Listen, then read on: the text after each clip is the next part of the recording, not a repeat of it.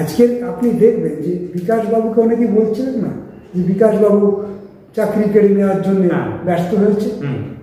বিকাশবাবু কি চাকরি কেড়ে নেওয়ার জন্য ব্যস্ত হয়েছেন, নাকি দুর্নীতির বিরুদ্ধে লড়াই, এই ব্যবস্থার বিরুদ্ধে লড়াই? সরকারটা যে পুরোটাই দুর্নীতির জালে জড়িয়ে আছে, এই দুর্নীতি যদি ভাঙা না যায় তাহলে কেউই চাকরি পাবে না। তাহলে চাকরিটাকে স্বচ্ছভাবে নিয়োগ করার জন্যই তার লড়াইটা ছিল।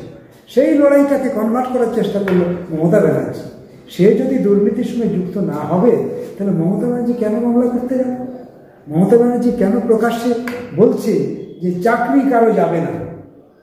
তাহলে তুমি দুর্নীতি করছো, মেধাকে গুরুত্ব দিচ্ছ না, লুট করছো, তার বিরুদ্ধে যারা আন্দোলন করছে তাদের বিরুদ্ধে তুমি যাচ্ছ কোর্টে।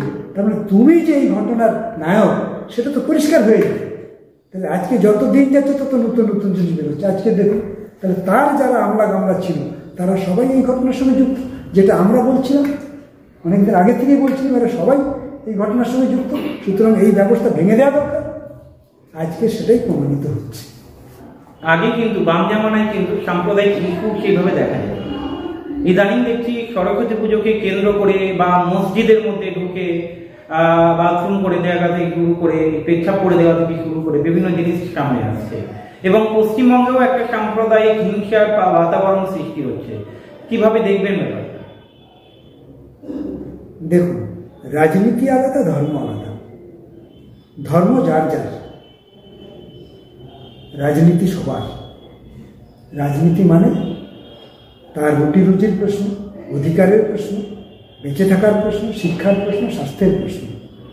আমরা এইটা বরাবরই এর পক্ষে। কিন্তু দেখা গেল ধর্মটাকে হাতিয়ার করে ধর্ম আর রাজনীতি মিশিয়ে ক্ষমতায় টিকে থাকতে চাইছে বিজেপি। তাদের দর্শনও তাই, এবং তাদেরকে আনলো আমাদের রাজ্যে হচ্ছে তৃণমূল। তাহলে ধর্ম আর রাজনীতি মিশিয়ে গোটা রাজ্যের পরিবেশটাকে পাল্টে ফেলেছে।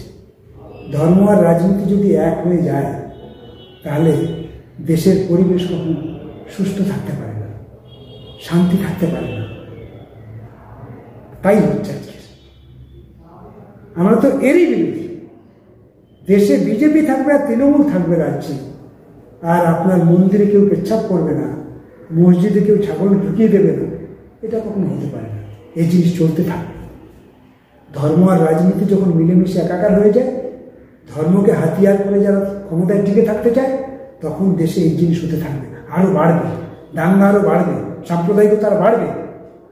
দলটাই সাম্প্রদায়িক, বিজেপি দলটাই সাম্প্রদায়িক, তাকে আরএসএস পরিচালনা করে। সেই দলের ছত্রছায়া তৃণমূল, আর আমাদের রাজ্যে সব ঠিকঠাক থাকবে তা কখনো হয়? যা হচ্ছে এদের জন্যই হচ্ছে, এদের বিরুদ্ধে আমাদের লড়াই। এই যে শ্রমিক, কৃষক, ক্ষেতমজুর, এরাও তো এদের বিরুদ্ধে লড়ছে। সিপিএম যেমন লড়ছে, তার গণসংগঠনগুলো এর জন্যই লড়ছে। এর বিরুদ্ধে আমাদের লড়াই জারি রাখতে হবে। আমাদের দেশটাকে যদি রক্ষা করতে হয়, আমাদের সংবিধান যদি রক্ষা করতে হয়, তাহলে আমাদের এদের বিরুদ্ধে লড়তে হবে। তাই তো আমরা স্লোগান দিয়েছিলাম। সিপিএম তো এবার স্লোগান দিয়েছিল, তাই সিপিএমের জোর তো এই জন্যই ছিল, সংবিধান থেকে রক্ষা করো। সংবিধানটা ভুলুণ্ঠিত হচ্ছে, দেশ ভাগ করতে চাইছে না। তাহলে যারা দেশ ভাগ করতে চায় তারা ক্ষমতায় আছে, আর আপনার দেশে দাঙ্গা হবে না, আপনার মন্দির মসজিদে গণ্ডগোল হবে না, তা কখনো হয়? অনেক স্বপ্ন নেই।